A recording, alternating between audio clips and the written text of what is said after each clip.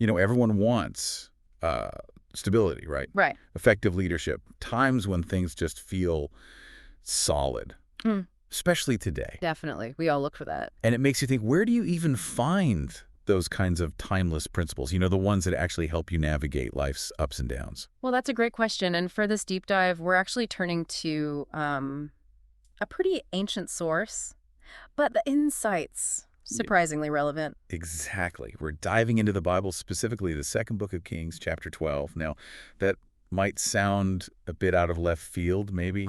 Perhaps. But stick with us, because this old historical account, it's about a king's reign. Yeah. And it holds some really fascinating lessons, stuff you can actually use. Absolutely. It covers the reign of King Jehoash of Judah.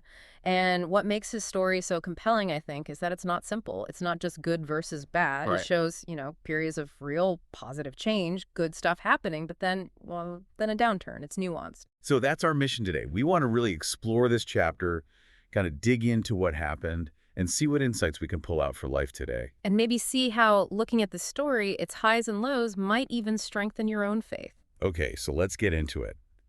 Joash became king really, really young, didn't he? He did, yeah. The text says he started ruling when he was just 7 years old. 7. Wow. And he reigned for 40 years in Jerusalem. That's quite a long time. 40 years. And the scripture points out right at the start that he did that which was right in the sight of the Lord.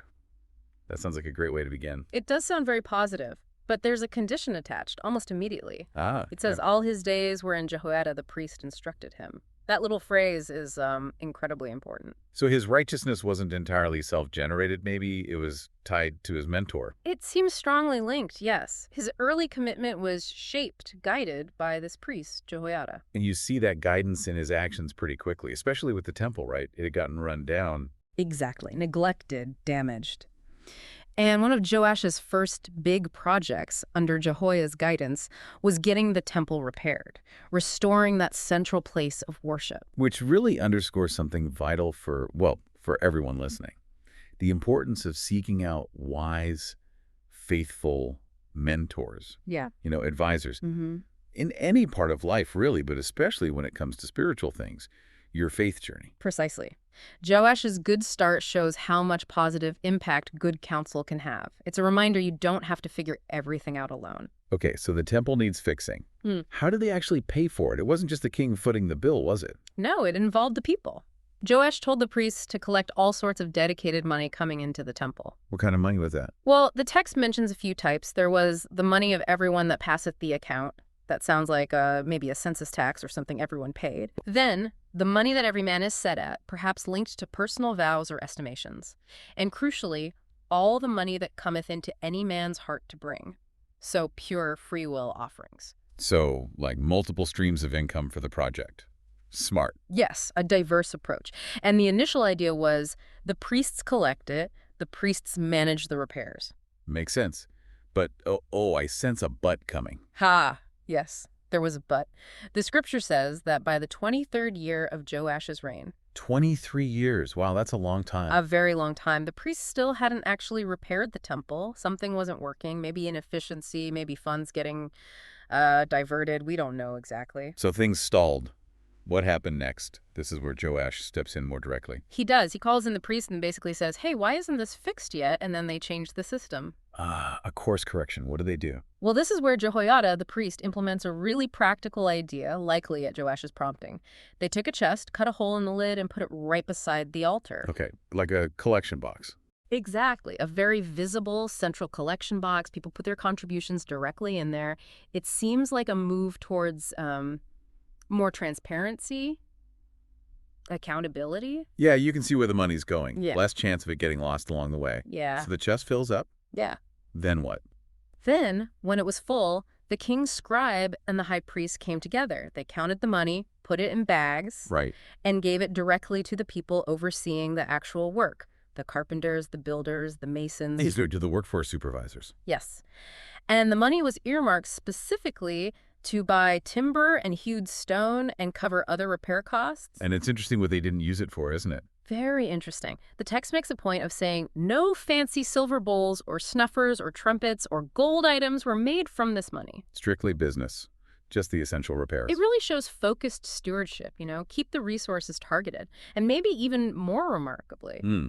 it says they didn't require a strict accounting from the men handling the money for the workmen. Why? For they dealt faithfully. Wow. That's incredible. Trust. They trusted the foreman completely because of their integrity. It speaks volumes, doesn't it? Yeah. The value of having trustworthy people involved. Absolutely. This whole temple repair story, it really shines a light on, well, good management, transparency, accountability, Integrity. and integrity, things that are just as crucial today, whether you're, I don't know, managing household finances, running a business, volunteering somewhere. For sure. And connecting it to faith, it suggests that how we handle practical things like resources and responsibilities really matters. It reflects our commitment, faithfulness in the small things, faithfulness in the big things. Okay, but the story doesn't end there on that high note, does it? Things start to shift. They do. There's a hint earlier, actually. Even during Joash's good period, the text mentions that the high places were not taken away. The high places, what were those? These were often local shrines, sometimes used for worshiping other gods or maybe worshiping the Lord, but in ways he hadn't commanded. Their existence showed sort of an incomplete reform, a compromise, maybe? Okay, so not a full commitment across the board, even when things seemed good. Right. It hints at a potential vulnerability, and while chapter 12 doesn't spell out the direct link, other historical context suggests that after Jehoiada, his mentor, died. The mentor is gone. Yes. Things started to go downhill for Joash. Without that steady, godly guidance, his own commitment seemed to waver. And then comes an external pressure cooker situation. King Hazael of Syria. Exactly. He conquers a city, Gath, and then decides to march on Jerusalem itself. Big threat. So Joash is under pressure. What does he do? Does he rely on God? Rally the troops? No, he compromises. He takes all the sacred items dedicated to the temple by his ancestors, plus gold from the temple treasury and gold from his own palace. Oh, why? And he sends it all to Hazael as basically a bribe to get him to leave. The very temple he worked so hard to repair earlier, he's now stripping its treasures. The contrast is stark, isn't it? It's a powerful picture of, well, maybe expediency over principle, short-term relief at the cost of long-term integrity and sacredness. It really shows the danger of drifting, doesn't it?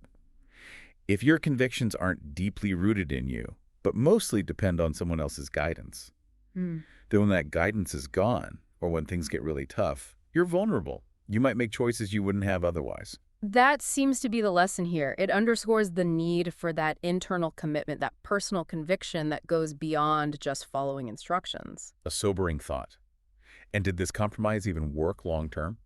Well, chapter 12 itself doesn't detail the long aftermath, but the end it does describe is grim. Right. How does his reign end? It ends with a conspiracy. His own servants plot against him and assassinate him. Wow.